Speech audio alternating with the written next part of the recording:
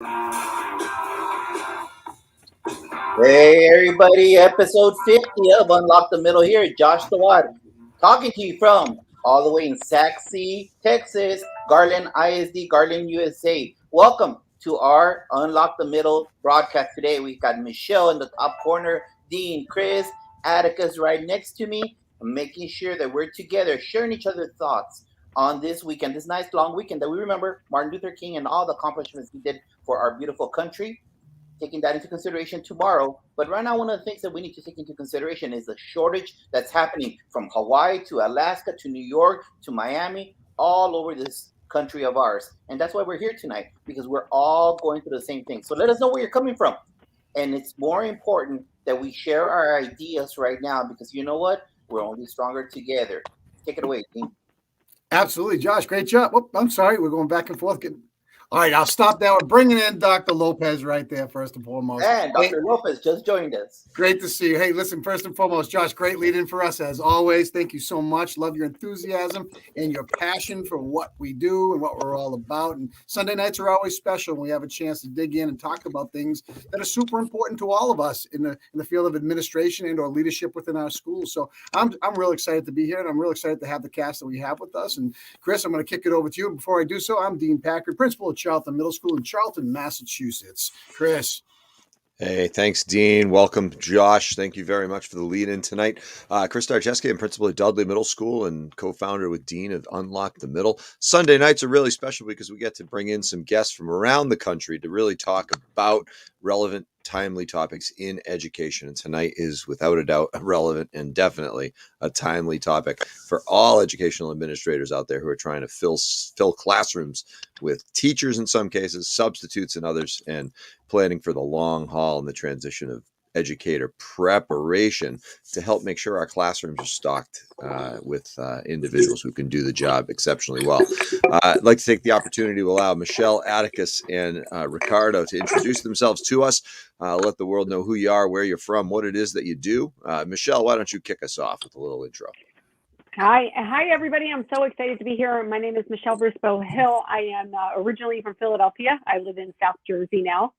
I was a teacher for 32 years, classroom teacher, and I was a Spanish teacher / special education. So I absolutely loved being a teacher, but this position found me, and now I do strategic marketing and recruitment for a vocational school in Burlington County, New Jersey.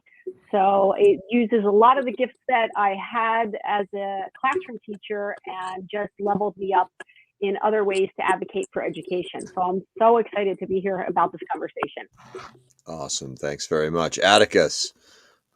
Hey guys, Atticus Weisner. I'm currently the director of secondary human resources in Garland ISD, former high school principal, assistant principal, and when my life made sense long ago, I was an English teacher and a golf coach. So glad to be here and glad to be a part of this great group tonight. So thank y'all for having me. You're most welcome. Thanks for joining us. And yeah, Ricardo, I see you wearing the Dallas Cowboys jersey. I know that they're down 23-10 right now, but they're making some moves. How are you tonight? And let's have a little intro from you. That was a trick question. How am I? I'm glad you got me away from that TV. That's all I'm gonna say. So, yeah. My name is Rick Lopez. Yeah, I got to know Josh when we were both middle school teachers. Back in the day, and we both moved up through the middle. Atticus is selling himself short. Let me tell you, Atticus's kids are probably going to be golf pros. And so talk about being the ultimate coach. His sons make our district shine. So thank you for the invitation. It's going to be fun.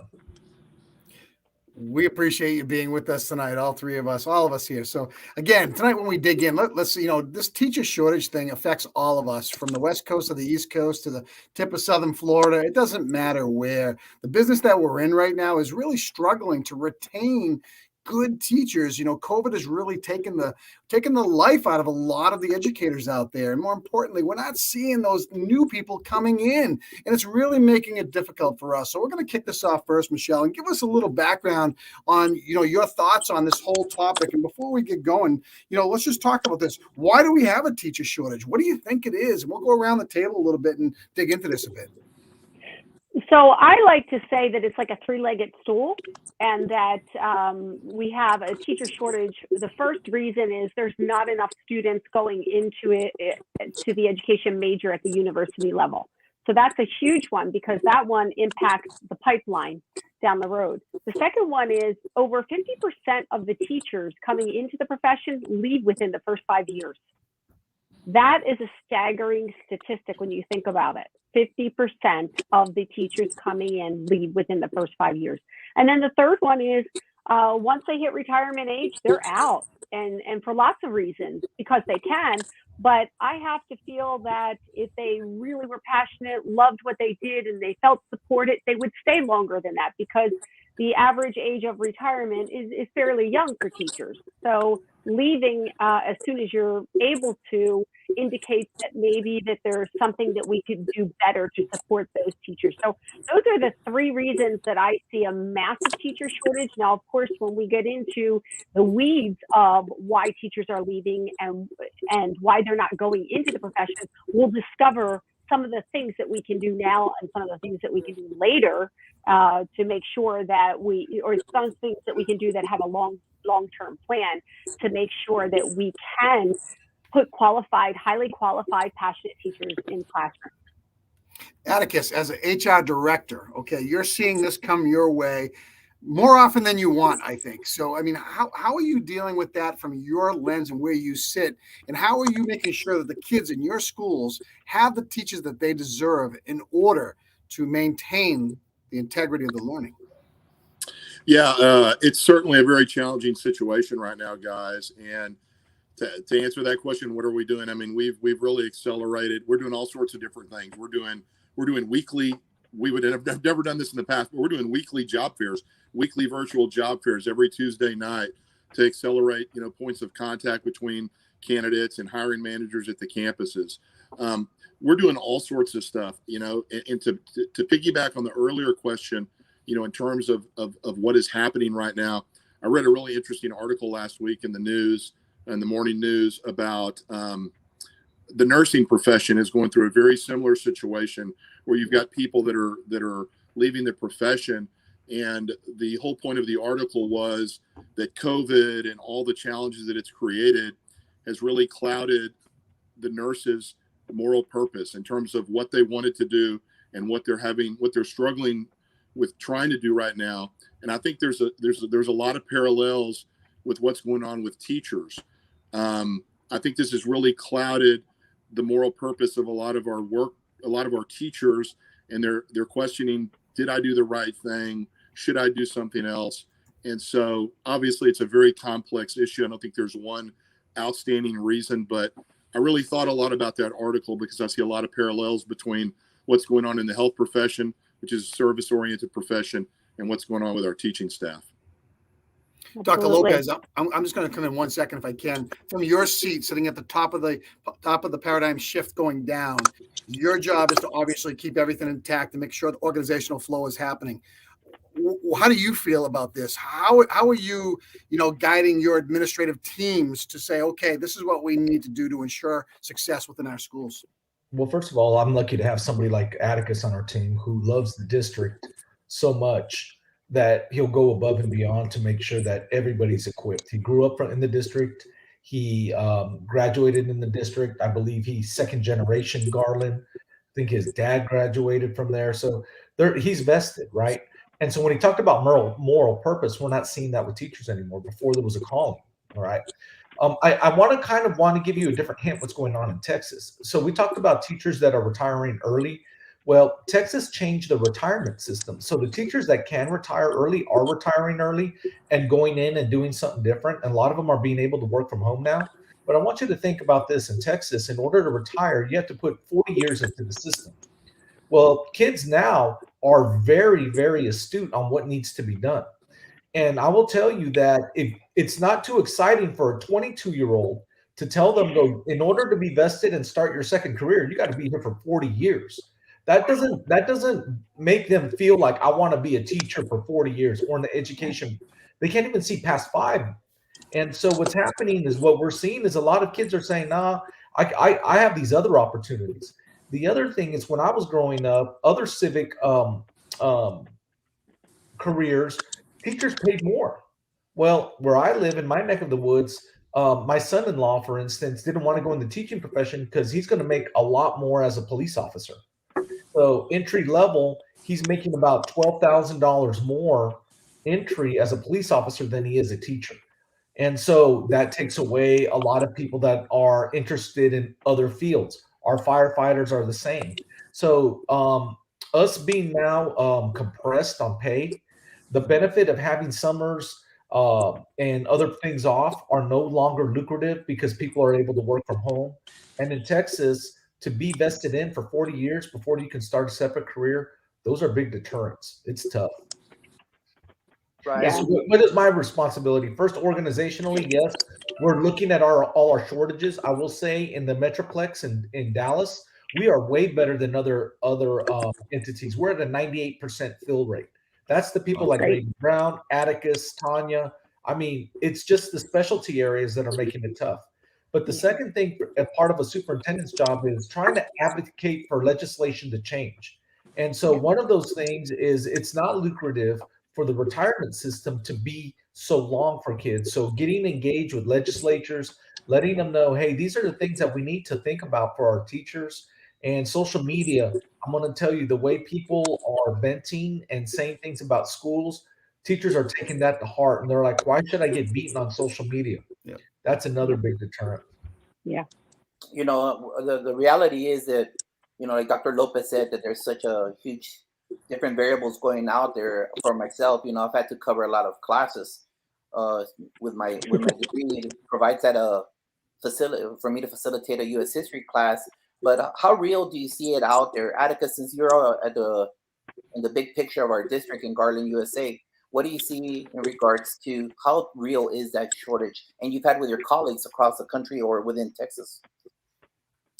Well, I think it's very real. It became very real last year when we were all, Dr. Lopez included, when we were all out subbing at the campuses for the better part of the year. So it's very real, and I see it, and I don't see it. I know we're talking really about teachers tonight, guys, but you know, I've noticed in all the different job applicant pools. I mean, it's a systemic issue with education. Our principal pools are not quite as deep and as robust as they've been in the past. Assistant principal pools, I mean, director level pools, high level pools.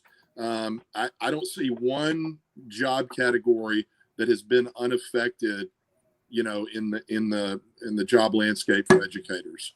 It's everywhere. So it's very real, very, very real, Josh.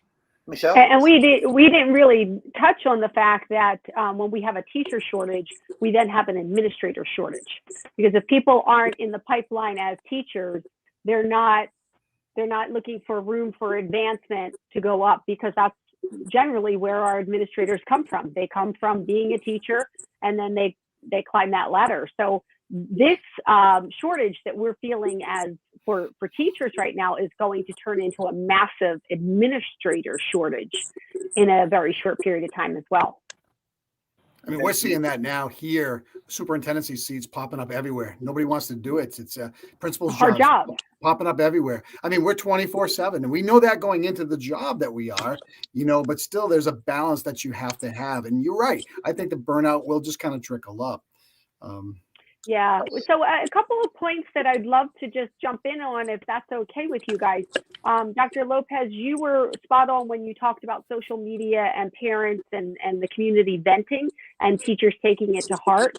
That is a huge issue in terms of teacher morale. I mean, most teachers are altruistic. They want to be there for all the right reasons.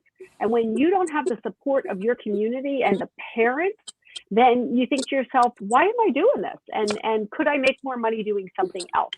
Having a 40-year expectation for a career, I mean, where else does that happen? Where else do we expect people to work that long and not be able to pursue anything else? So I think that that's another issue. One of the great things that Dr. Lopez talked about, which is the long-term things that we can do, is really getting in touch with our state and our federal legislature so that we start to see some of the systemic changes that need to happen in education. And some of those things would be, you know, having more options to get people in alternate routes. instead of going the 4-year traditional education university. There would also be, restoring lost aid, obviously, paying teachers more. Let's look at that pension. When we've gone to states where we've eliminated that pension and we make everybody pay health care, well, that was basically a salary cut for most of us. So now our salaries don't keep up, because I'll say that when I was getting free health care, and then I started paying $8,000 a year, my raises weren't keeping up with that. So I actually lost money. And I couldn't recover that. So those are all things that need to be done at a level that maybe we can't do it in the immediate level or the immediate school district, but we have to start having those conversations with all of the stakeholders. And stakeholders, I mean, not just teachers and administrators, I mean government officials, I mean union leaders. Those conversations need to happen. The community, they have to understand the impact of their words. The impact of their words and lack of support is going to drive educators out. And then their children or their grandchildren are not going to have high quality teachers. Somebody asked me, what will happen if we don't, do anything right now? And they said, won't it force, the politicians and the government officials to do something? And I said, yes, but in the interim, what we have is warm bodies in a classroom. We don't have highly qualified, passionate teachers in the classroom. So that impacts education every day. That impacts, if we're just being completely, selfish, and it impacts our children. If we're being, really altruistic, it impacts every child. And that's our society. And we're building a society that is educated, and we need quality and passionate teachers to do that. So these are really, really hard topics to tackle, but it has to start to happen now, because we can't wait. The shortage is here. It takes 4 years to get qualified candidates into a classroom. That's so true, Michele. Hey, Dr. Lopez, what do you feel about it with your conversations with other superintendents that you have within Texas or around the country? How real is it in their eyes? All right. Sorry, my family's out there watching the game, so if you hear noise, you'll know. So hold on. They're trying to come back, Dr. Lopez. Well, hey, while Dr. Lopez goes to close his door, one of the things I'm thinking about here is, we sit down and we look at the teacher shortage. We're also looking at the idea of that, teacher retention. When folks become overwhelmed and they understand those social media pressures, or they understand that, their passion is being drained by, the grind, that we're all experiencing, they can find something else that builds their passion, that fuels their fire. And that's a significant loss to us. But Dr. Lopez is back. Yeah, that was quick. So just real quick, the things that when I speak to other places, so for people on the call, Garland is the second largest school district in Dallas County. Of course, Dallas being the first. We have 55%. We have about 55,000 students. We are a very diverse community, about 69 languages spoken. And so when you talk about urbanization and everything else, we're at the forefront of it. And there's been an urban flip in our district. Those stressors, along with other indicators, such as, like I said, higher pay in our area, better opportunities, all of those things will be factors. And when I speak to other people about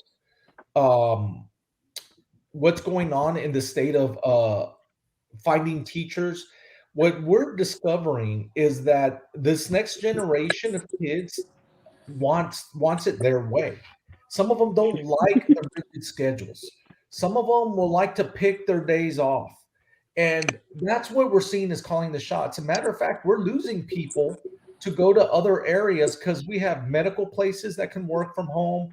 We've got people that are working for sales and everything else, and they're making as much or not more money in doing that. And so other superintendents that I speak to, where we're trying to find the code, but we're competing for the same people. Some people have Grow Your Own. I will tell you, my own daughter is in the Grow Your Own program here in Dallas. She goes to Saxe High School and she's going to courses. But then when she starts talking to me about the pay and how long it's going to take and to retire, she's all like, well, Dad, is that, she's 17 years old. She's all, Dad, is that normal? That's a long time, 40 years.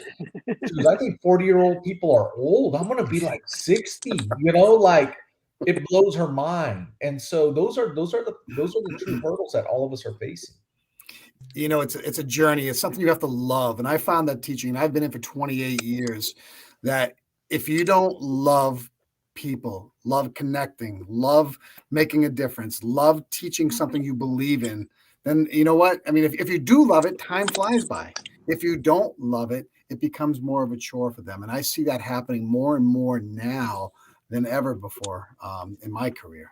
Chris? Yeah, without a doubt. The striking of the merge point between the passion and the compensation, right? The physical compensation, the bank account, the bells and whistles that you can provide to yourself and your family are really nice, but the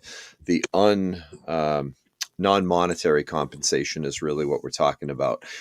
Feeding the soul, fueling the fire, giving general purpose to what it is that we do, and walking out at the end of the day knowing that you had a positive impact. That can be really hard in this day and age. But we all know the teacher shortage is real. We know that there are competing interests, and that we're in a world of immediate gratification. All the kids growing up now, my own included here in the house, it's immediate want, it's immediate need. They also get immediate feedback all the time.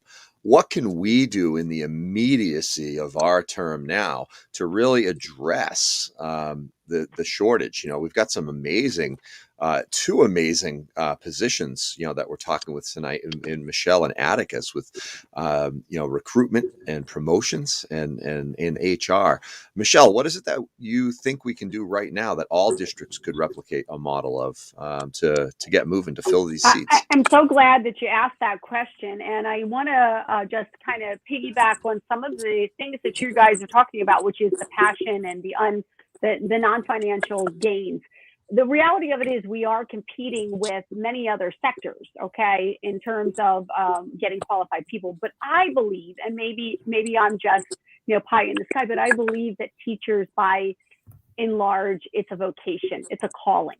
So I don't think that has changed. But I think what has changed is the public perception of what a teacher is and how the public feels about them. I think if we had a lot more people wrapping their arms around teachers and giving them that affirmation that they needed, I think that you'd have more people entering back into that profession. So that's just my kind of 2 cents in terms of that. I think we're always going to compete with other sectors, but the people that call it a vocation, who are attracted to it for all the right reasons, will continue to be there if we make sure that we're doing some of the things that I'm going to talk about. So one of the things in the immediate that we can do, obviously school climate and culture is paramount.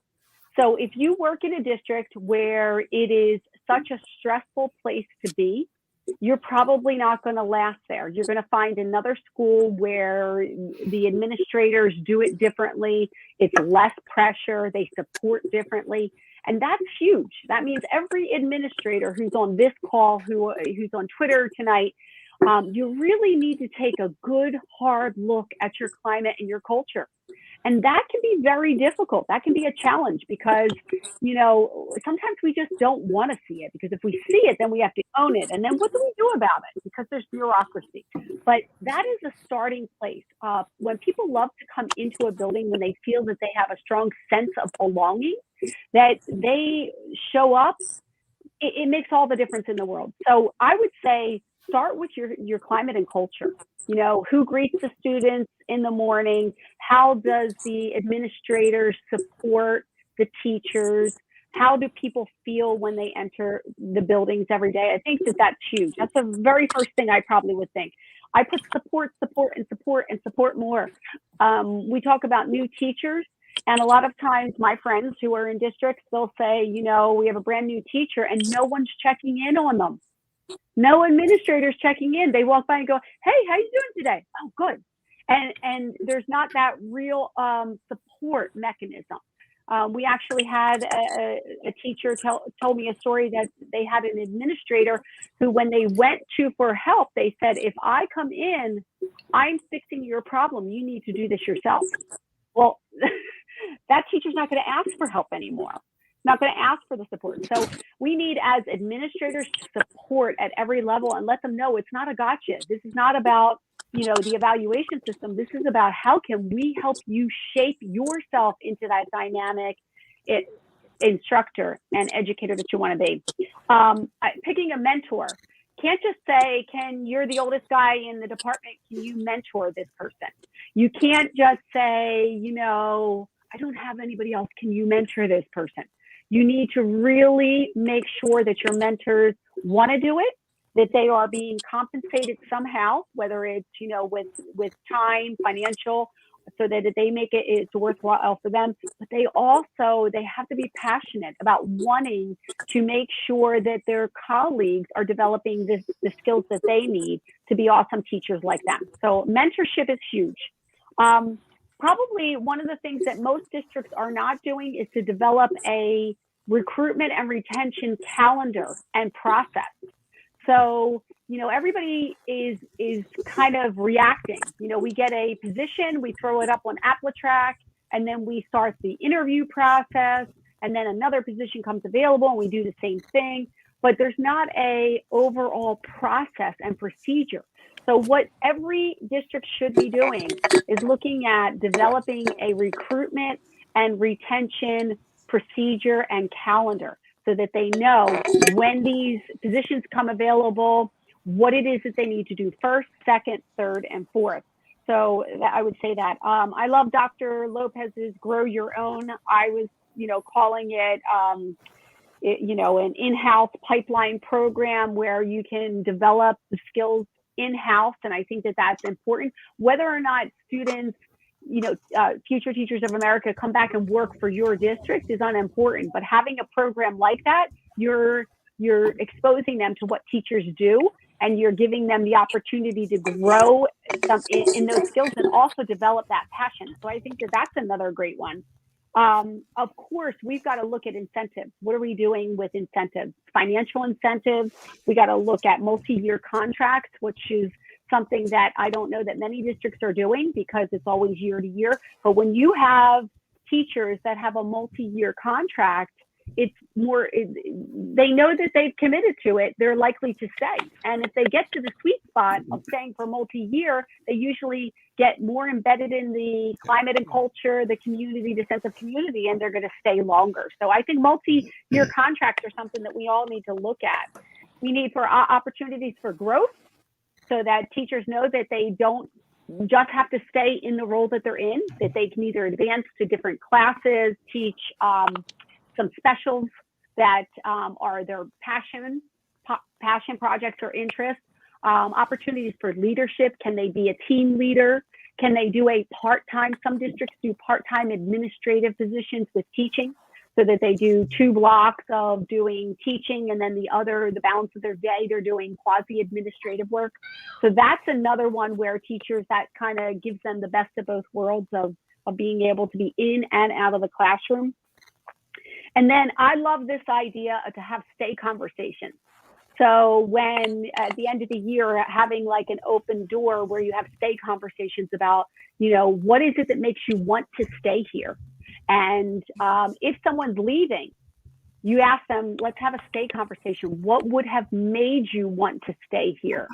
I think that that's a huge, you know, reflection point for every school district, and encouraging and having that trust. But absolutely love stay conversations and getting to them before they make the decision to leave.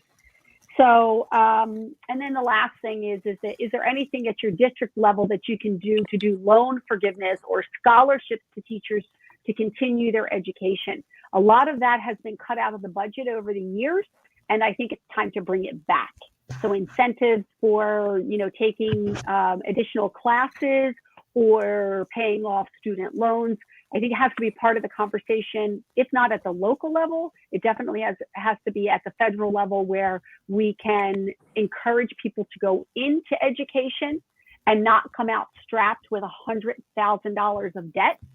I think that those are all important things. So those are some of the ones that I think that could help every district out there. Michele, Awesome. you hit on a lot of things. And Chris, before you go, one thing, just anybody listening out there, one thing I started about 3 years ago was called the Future Stars Academy. Anybody non-PTS status, you jump on Zoom because of the COVID time period, and you just talk about what makes the place that you're in special and how to support each other. And that's anybody under 3 years. And you could just sit there with the principal and say, there's no holds barred here. Talk. What do you need? How can we help you? How can we support you? And when you start finding even professional status teachers joining into those conversations, you know you've connected the pieces because you want to make sure that each person is trying to support each other within their district and inside their school. So great stuff, really good stuff. Chris? Yeah, brilliant ideas. Michele, when we sit down and we talk about making the environment welcoming and build a strong culture, it really does start with that human connection and being able to identify what's most important to individuals to be retained, to feel included and to really feel valued and honored. Brilliant ideas. Atticus, from the front of HR directly, any additional comments you can add to Michele? No, I thought Michele had a lot of great ideas. We do a lot of those things, and they are absolutely 100% helpful and effective. I'm going to pretend like I'm an English teacher again, though, and kind of get sentimental about everything. I really think, though, we're at a point now, I think about why I got an education. And like many of y'all, we could have done a lot of different things. I wanted to do something meaningful with my life. I wanted to affect people and impact human beings and grow relationships and all that stuff.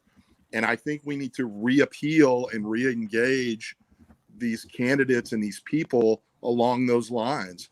I mean, there's a lot of things that other professions are going to be able to give people that we'll never be able to, but I think we need to really hone in on what we can and what's very unique. I've always thought our profession, they always want to tell us, create all these metaphors for businesses, and we're like a certain kind of a business. I've never seen that. I've always thought we were much more like a church or like a hospital. I mean, we're in the business of taking care of people. We're in the business of growing people. And so I think we need to be able to do that. I think whenever we can emerge from this pandemic, we need to be thoughtful enough for the people at the campuses, the principals, to re-engage our teachers, to really remember, let's start listening to their voices. Just like we ask our teachers to listen to the students' voice, let's listen to the teacher's voice. What can we do, to help them? So a lot of very great practical advice that Michele is suggesting. But I really think we're going to have to really reappeal and re-engage people along what makes our profession very unique and, very life affirming, I guess. Thanks, so Atticus, I'm so sorry. I do want to jump in about social media and that piece, which is really important, is creating a media marketing campaign where we do exactly that. We pull at the heartstrings, show what teachers do, why they got into the profession.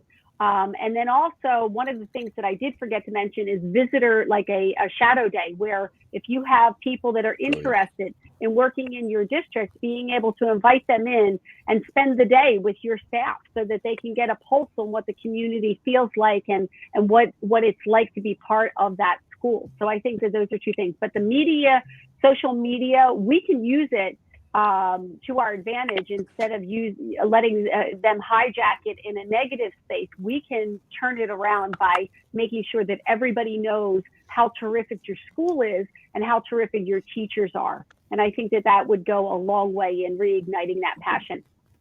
Yeah, we definitely want to be able to tell our story and be able to, control our narrative without a doubt, and let folks know why they want to come work with us. Hey, Rick, from the district office perspective, superintendency perspective, you've got a lot of principals who work under you. There are a lot of principal pressures, a lot of administrative pressures. What are some of the things that you're doing to ensure retention of the great leaders that are within your district? Yeah, principals are my most important hire, and I tell people that all the time. The greatest gift I can give a teacher is a high quality principal. The second thing I can give the kids is a high quality principal, because they're going to make sure that they have high quality teachers, right? And I repeat that over and over again, and it is dear to my heart. It's more important than my chiefs. It's more important than any central office person.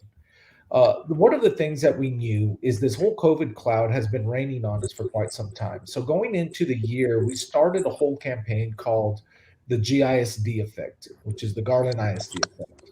And what we did is we showed what life is with COVID, and it's in dark and black and white. And then we talked about how we can be the light to bring things in living color. And we have constantly started harping on that. I mean, from beginning to end, highlighting the positive, allowing to take a stand against the negative, really proclaiming that our profession is without us, society doesn't exist. And that's making a difference. The second thing we've done is now that we are in a different COVID cycle, we're able to move slower. We don't have to move as fast. And so we've been consistent. We've listened, we've done surveys, we've talked to principals. We've been hearing what they want, we've been hearing what they need, and we've been delivering. A lot of the funds that we got from ESSER have come from priorities from teachers and principals. So there's been a lot of investment, and some of it is seen and unseen, right? So we do a $2,000 stipend that's split 3 ways over the year. Um, of course, we budget for every single person being retained, but any leftover money is going to cycle into the next deposit.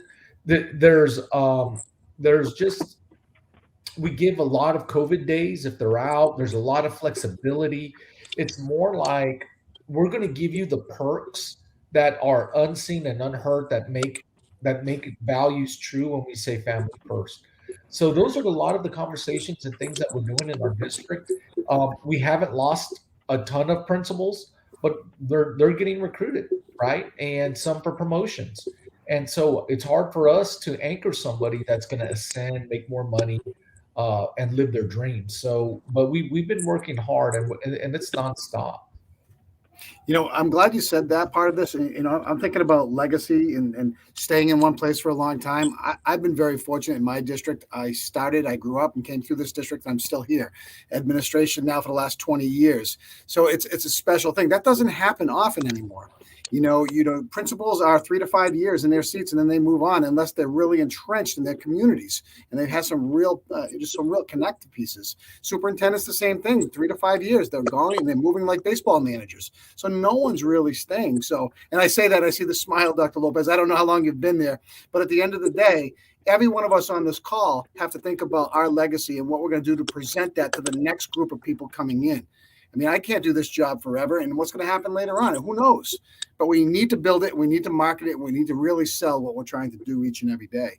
So going into the last run here, let's talk about in the long run, what do we really need to do? And let's sum this up in about 60 seconds each. And Michele, start with you. What do we really, really need to focus on? Because we need to worry about tomorrow as much as we worry about today. So I think we really need to work on school climate. We need to work on the financial incentives, changing some of the bureaucracy. And then one of the things that you talked about just now is the workload. No one should be asked to work 24 hours a day. And we have to change that. We have to change that for the administrators. We have to change it for staff. We're accessible constantly with our social media, with our cell phones, and parents want accessibility all the time. It's unreasonable. So we need to change the what's being asked of teachers out there so that it's more manageable, so that they can have a life outside of teaching. Those are the big, heavy things that I think that we need to do right now to start to make that shift. One of the things, if you've been around the business as long as I have, I remember in the early 1990s when high stakes testing came in, and that was a game changer. That just took a lot of love out of the holistic style of teaching of kids. And I get it. And I get there's got to be accountability. But if you allow teachers to teach and do their job, more often than not, they're going to hit the number. They're going to do what they're supposed to do. They're going to create and cultivate relationships with kids, and they're going to teach their content. The undue pressure is going to drive people away. And I've said it all the time, and it's sad. It's very tough to counteract sometimes. Go down to Atticus. I'm sorry. The evaluation programs have been shown to not be so terrific in terms of yielding, highly qualified teachers in the classroom. So, I mean, let them teach. Let them do what they know how to do. Let them teach. Agreed, Atticus. Yeah, that's well said. I agree. I think we've, teachers should be allowed to teach. There's been a trend that they're not clinicians of children. They're not diagnosticians of children. There are teachers. And I think we've kind of created this multitude of roles that we expect them to fill. And I think that's part of the confluence of pressures that these teachers are feeling that I think are getting them to second guess their choice of profession. But, to sum it up, it's people, not programs. I think we need to rely on good old fashioned relationships, connecting with people. I think somebody said earlier, telling our own story so we can control the narrative, and getting back to a very almost a simpler humanistic approach to the way we do our business. So that would be my summary. Drop the mic and go, Dr. Lopez. All right, I'm gonna take an opposite aspect of what you're all saying. The bottom line is these teachers need to put food on the plate. They got degrees not to struggle and have summer jobs. They got degrees not to have to work nights. They got degrees that they don't need to be looking for other places to make ends meet, right? So what you brought up earlier was the fact that you have to pay your own healthcare. Healthcare is a big thing. A lot of these teachers have families, or they're married to another teacher. And imagine if we created an ecosystem where we really take care of the family, right?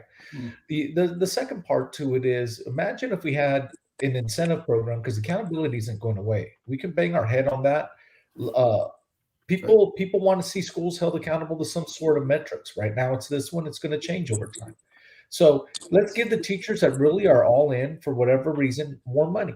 That's the second thing. And the third thing is this.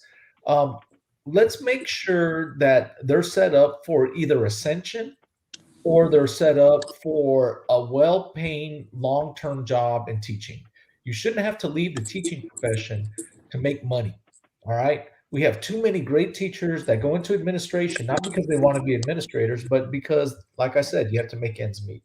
When we start realizing those factors are most salient, important to our society, I promise you're going to see an influx of more people feel valued, regardless of the accountability system. And that does start with relationships. That does start with listening first and acting second. That does start with understanding the complexities of trying to teach 32 kids in a classroom whenever they, let's face it, as kids, we all live double lives. We came home and we blamed the teacher for everything, right? And the poor teacher now has, like you said, 24/7 accessibility through social media, personal phone numbers, emails. When back then you would have to make an appointment for the teacher. And I don't know about your parents, but my parents didn't believe me one bit. So they just said, well, if the teacher says different, I'm believing the teacher. So there was no hope for me. That's gone. That's gone. And teachers are tired of having to defend themselves, right? So there has to be some sort of protection for teachers. And it doesn't give them absolute protection. Nobody should have that. But what we're saying is that you get the benefit of the doubt because you're the one doing the work. And I think all of those things will pay dividends. Now, not everybody wants to hear all that, but the teachers need to be insulated and be allowed to teach. Well, and add value. That is probably the most prominent thing you said right there. Have value to what you do, and that value will carry you a long way. Principal Tova, one of the best in the business of recognizing people in his building. Okay, I watch you on Twitter. We say this every week. You're nonstop. You remind. Now I won't even say what you remind me of, but you're just incredible at what you do. Okay, so what are your thoughts? Just in closing, my thoughts are this: it needs to be a combo of both things.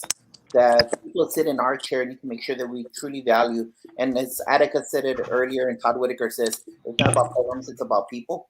And making sure that we take care of them and support them 100%. And making sure that they feel, they have to feel it, that we got their backs. In front of a cheerleading mom, in charge of that quarterback mom that got pulled, and they want him back in the game for whatever he did or she did, that they feel supported 100%. But also it's in conjunction with what Dr. Anthony Muhammad said with Principal Kafele. Within our profession, we're shooting ourselves in the foot with all the posts that we place on social media. So if you're a tenured teacher, administrator, and you're putting on social media posts how horrible the profession is, if I'm that young kid, 19, 20-year-old, and I'm looking to become a teacher, and I see all these posts because this is where I live, and I'm seeing you talk bad about the profession that you're in, why would I want to go in there?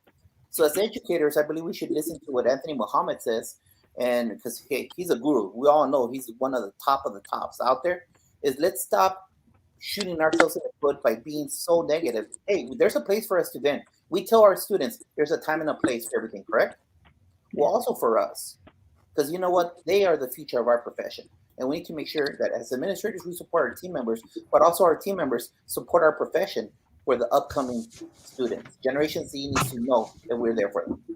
You took an excerpt right out of my book, Fired Up Teachership, that I co-authored with Frank Renensky, Dr. Frank Renensky, where it said, be careful what you post on social media, that you are representing your school community when you do that. And you are giving the public an opportunity to see things and then make an assumption. And so if you don't have anything nice to say, don't say it at all. There is a time and there's a place. And maybe your teacher happy hour is the time that you might want to do it, as long as it's not in public. But please don't shoot yourself in the foot and wonder why we can't get quality people into this profession if you're telling everybody that this profession is a horrible profession. So word to the wise out there, all the young people that are educators. I know you feel like it's part of the mantra to just vent on social media about everything. Don't do that, because other people are watching you and they're making assumptions about you as an educator to their children, and also as somebody in the teaching profession. So thank you for highlighting that. And Michele, one of the most important things I think that we can do, over the long term is to stay true to our values and beliefs as an organization, as a district, as a school, and remind the communities that those values that we're instilling, the beliefs that we're following and we're putting into the hearts and minds of our kids are those community values. And we can't lose sight of that. Folks can be disgruntled with a homework assignment, or they can be upset about an assessment score, or the fact that an email didn't come back with a response within 17 seconds. But what they can't lose sight of is the important fact that we are all in it to move our communities forwards and provide a better experience for our kids down the line. Well, hey, everybody out there in Unlock the Middle Land, we're 47 and a half minutes in on this great Sunday night. Martin Luther King Day is tomorrow. Many of us have the day off from school, but we will not be taking the day just sitting on the couch. We should all be reflecting of the ideals that Martin Luther King Jr. Provided to us, and the thoughts and beliefs that we have to help improve our situations, improve our nation, and improve ultimately the interests of our kids. Be well, everybody. Keep working hard, keep chugging, and be sure to join us next Sunday night. Hey, everybody, just hang on for a minute and we're going to jump off the air.